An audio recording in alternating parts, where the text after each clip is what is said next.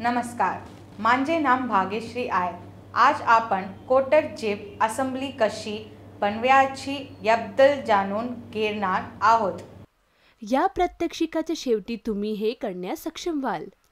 सपाट पृष्ठभाग, चौरस आणि समांतर फाईल करणे, वर्नियर हाईट गेज वापरून रेखाचित्रानुसार डायमेन्शन चिन्हांकित करणे, वर्नियर कॅलिपरने डायमेन्शन्स मोजणे, प्लस और मायनस 0.02 पर्यंत मेंटेनिंग ॲक्युरेसी साठी फाईल आणि एकत्र करणे.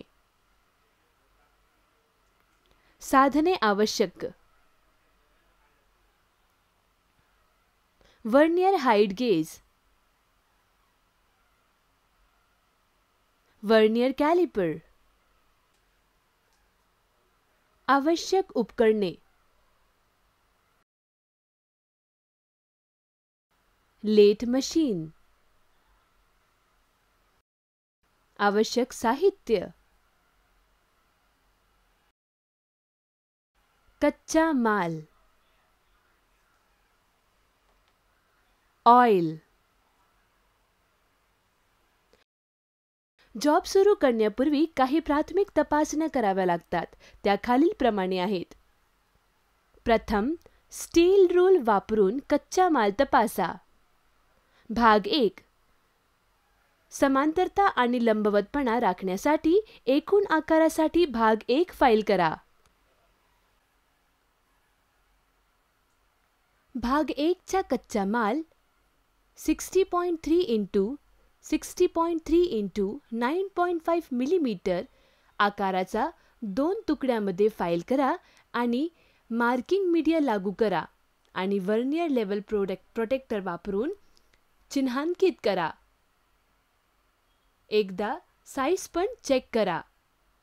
भाग 2 चा कच्चा माल 60.3 × 22.22 × 9.5 मिलीमीटर आकाराचा 2 तुकड्यामध्ये फाईल करा आणि मार्किंग मीडिया लागू करा आणि वर्नियर लेवल वापरून 60 डिग्री अँग्युलर लाईन चिन्हांकित करा आणि डॉयल होल आणि चीज हेड स्क्रू असेंबली होलचे स्थान देखील चिन्हांकित करा. 60 डिग्री कोनीय पृष्ठभाग फ्लॅट फाईलसह फाईल करा, बेस अँगल आणि सेकंड अँगल ग्रेड्सचा वापर करून आणि अँग्युलर टॉलरन्स 5 मिनिटांची अचूकता राखून वर्नियर लेवल प्रोटेक्टरसह 60 डिग्री कोन तपासा. भाग 3. भाग 3 चा कच्चा माल 60.3 × 26.9 × 9.5 मिलीमीटर आकारात फाईल करा आणि मार्किंग मीडिया लागू करा आणि वर्नियर लेवल प्रोटोकॉल वापरून 60 डिग्री कोनीय रेषा चिन्हांकित करा आणि हँडल फिक्सिंग होल चे स्थान देखील चिन्हांकित करा. फ्लॅट फाईलसह 60 डिग्री कोनीय पृष्ठभाग फाईल करा आणि अँग्युलर टॉलरन्स ±5 मिनिटांची अचूकता राखून वर्नियर लेवल प्रोटेक्टर सह 60 डिग्री कोन तपासा. भाग 4. रेखांकनानुसार कच्च्या मालाचा गोल रॉडचा आकार तपासा. जॉबला मध्यभागी लेथमध्ये धरा आणि डायमेन्शनल टॉलरन्स ±0.02 मिलीमीटर ठेवून आकारानुसार जॉबला टर्न करा. भाग 5. रेखांकनानुसार कच्च्या मालचा गोला रॉडचा आकार तपासा. जॉबला मध्यभागी लेथमध्ये धरा आणि डायमेन्शनल टॉलरन्स ±0.02 मिलीमीटर ठेवून आकारानुसार जॉबला टर्न करा. कच्चा माल तपासला गेला आहे. सर्व भाग दाखल केले गेले आहेत आणि नंतर त्यांना वर्नियर हाईट गेजने चिन्हांकित केले गेले आहे आणि शेवटी त्यांना विटनेस मार्कने पंच केले आहे. आता सर्व प्राथमिक तपासण्या केल्या गेल्या आहेत. आपण पुढे जाण्यासाठी तयार आहोत. भाग एकत्र करून सुरुवात करा. भाग 1 वर भाग 2 आणि 3 ठेवा. पॅरलल ब्लॉकसह भाग एकत्र करा आणि पकडा आणि एकत्र केलेल्या भागांची चौरसता तपासा. असेंब्लीला ड्रिलिंग मशीन टेबलमध्ये मशीन वाईससह धरून ठेवा. योग्य सेटिंग आणि कार्य हाताळण्यासाठी पॅरलल ब्लॉक्स असेंबल खाली ठेवा. ड्रिलिंग मशीनमध्ये सेंट्रल ड्रिल फिक्स करा आणि डॉवेल पिन, चीज हँड स्क्रीव आणि हँडल असेंब्ली होल्सच्या जागी भाग 2 आणि भाग 3 वर 1 किंवा 2 मिलीमीटर खोलीचे सेंट्रल ड्रिल करा.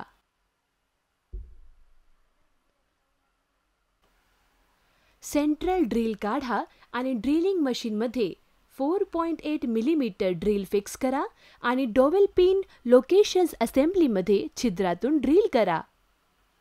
टॅप व्रेंचमध्ये 5 मिलीमीटर रीमर फिक्स करा आणि असेंब्लीमध्ये अडथळा न आणता ड्रिल केलेले छिद्र पुन्हा करा.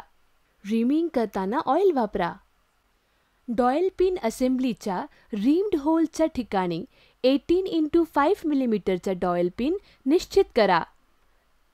त्याचप्रमाणे 7 मिलीमीटर ड्रिल फिक्स करा आणि चीज हेड स्क्रीव असेंब्लीच्या ठिकाणी छिद्रातून ड्रिल करा. 7 मिलीमीटर ड्रिल काढा आणि ड्रिलिंग मशीनमध्ये पायलटसह 12x7 millimetre bore tool fix करा आणि चीज हेड स्क्रीव हेडच्या जाडीचा खोलीपर्यंत काउंटर बोर करा. M6चा इंटरनल थ्रेड भाग 1 मध्ये कट करा. थ्रेडेड होलमधून बर्स काढून टाका. थ्रेडेड होलच्या जागी चीज हेड स्क्रीव निश्चित करा. त्याचप्रमाणे उपरोक्त प्रक्रिया भाग 2 मध्ये दुसऱ्या तुकड्यात पुन्हा करा आणि दुसरा डॉवेल पिन आणि चीज हेड स्क्रीव निश्चित करा. असेंब्ली सेटिंग वेगळे करा आणि सर्व भाग वेगळे करा. कॉल्टर गिब फिक्सिंगच्या ठिकाणी भाग 3 मध्ये 5.8 मिलीमीटर ड्रिल करा. 5.8 मिलीमीटर रीमर फिक्स करा आणि कॉल्टर गिब निश्चित करण्यासाठी ड्रिल केलेले छिद्र पुन्हा करा.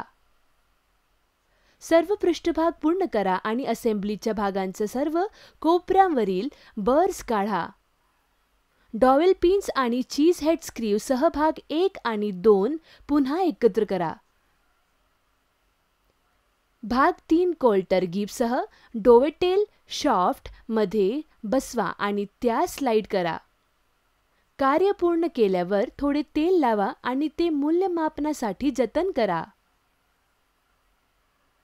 चौरस आणि समांतर करण्यासाठी स्पाट पृष्ठभाग फाईल करणे, वर्नियर हाईट गेज वापरून रेखाचित्रानुसार डायमेन्शन चिन्हित करणे, वर्नियर कॅलिपरने परिमाण मोजणे, ±2, 0.02 पर्यंत अचूकता राखून फाईल करणे आणि एकत्र करणे.